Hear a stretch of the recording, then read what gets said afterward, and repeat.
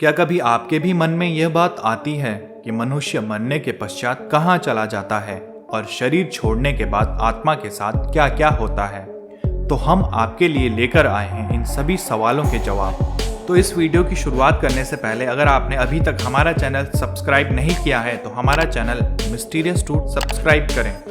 तो नमस्कार दोस्तों, आज की वीडियो की शुरुआत करते हैं कि जब भी किसी इंसान की मृत्यु होती है तो हम अक्सर यह सोचते हैं कि वह कहाँ गया होगा, वह अभी हमारे आसपास होगा भी या नहीं, हमारी बातें सुन रहा होगा या नहीं, या फिर यहाँ से कहाँ चला गया होगा। इन सभी सवालों के जवाब मिलते हैं गरुड़ पुराण में। इसमें मनुष्य के जन्म से लेकर अंतिम क्रियाक्रम व पुनर्जन्म जैसी बातों पर विस्तार से चर्चा की गई है, जो कि इस प्रकार है। नंबर 1, अर्थशूल चक्रों से मुक्ति। जब इंसान की मृत्यु होती है तो उसके कुछ घंटे पूर्व इंसान के पैरों के नीचे से अर्थशूल चक्र अलग हो जाते हैं, जिसका मतलब होता है कि पृथ्वी की परिधि से उसका संबंध टूट जाता है। इसका पता तब चलता है जब इस दौरान इंसान के पैर ठंडे पड़ जाते हैं। नंबर 2, शरीर से आत्मा की डोर का टूटना। जब इंसान की मृत्यु होती है तो आत्मा और मनुष्य के शरीर का संबंध टूट जाता है और आत्मा शरीर को त्याग देती है, मगर आत्मा यह जल्दी से स्वीकार नहीं करती, क्योंकि इतने लंबे समय से एक शरीर में वास करने की वजह से वह शरीर को आसानी से नहीं छोड़ पाती और दोबारा शरीर में प्रवेश करती है। और यह बात हमें तब पता चलती है जब मृत शरीर में कोई छोटी सी हलचल होती है, जैसे कि पलकों का हिलना, उंगलियों का हिलना आदि। लेकिन जब आत्मा और शरीर के बीच की डोर टूट जाती है तो इस वजह से आत्मा उस शरीर में दोबारा नहीं रह सकती और उसे एक चुंबकीय बल महसूस होता है, जिससे आत्मा मृत शरीर से ऊपर की ओर उठती है। नंबर 3, मानव के भौतिक शरीर का अंत।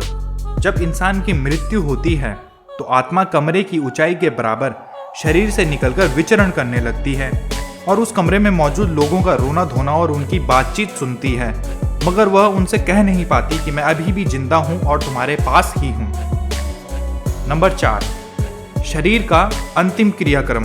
जब मृत शरीर का अंतिम संस्कार हो जाता है और वह शरीर नष्ट हो जाता है तो आत्मा को महसूस होता है कि अब उसका इस धरती में अस्तित्व खत्म हो चुका है। अब वह शारीरिक बंधन से मुक्त होकर अंतरिक्ष में किसी तिनके के समान स्वयं को स्वतंत्र महसूस करती है। 7 दिन तक वह इसी प्रकार यात्रा करती रहती है और इन 7 दिनों में वह कहीं भी आ जा सकती है। फिर 7 दिन बाद वह इस धरती के सारे संबंध तोड़कर, सारी स्मृति मिटाकर दूसरी दुनिया में प्रवेश करती है। नंबर 5, सुरंग। अब आत्मा को अपनी नई जगह पर पहुंचने के लिए एक सुरंग को पार करना पड़ता है।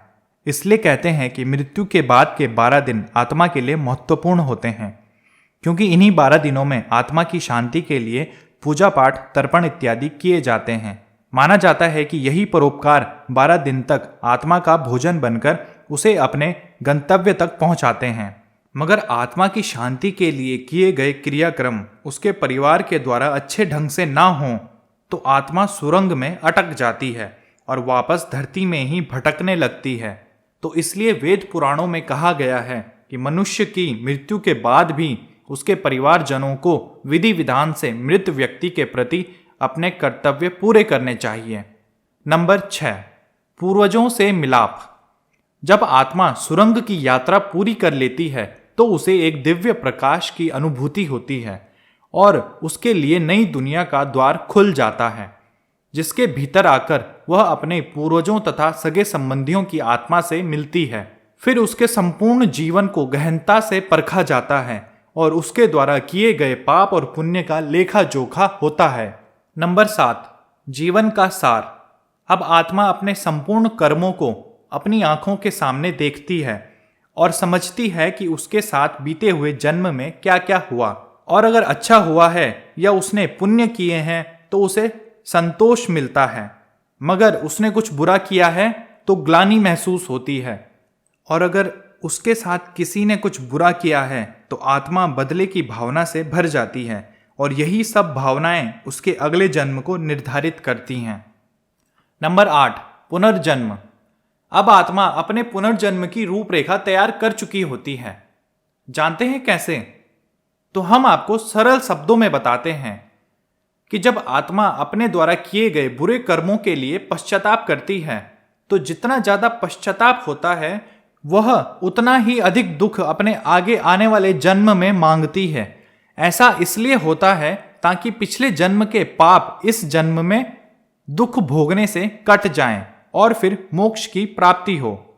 इसे और भी सरल शब्दों में समझें तो अगर किसी व्यक्ति ने पिछले जन्म में किसी की हत्या की हो तो वह पश्चाताप के रूप में अपने आगे आने वाले जन्म की मृत्यु भी उसी तरीके से चुनता है जिस तरीके से उसने उस व्यक्ति की हत्या की थी, ताकि उसका प्रायश्चित हो जाए और उसका उस हत्या द्वारा हुआ पाप कट जाए।